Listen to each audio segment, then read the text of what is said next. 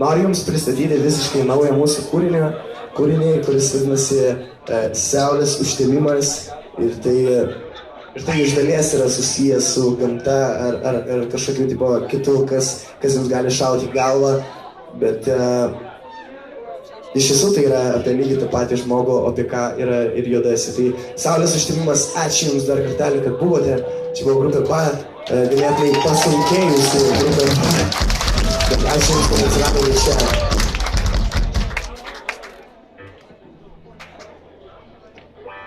Palauk, Sami, mano biškį gitarikė atsijungė. Kaip čia skubėjai išlyti. Okay.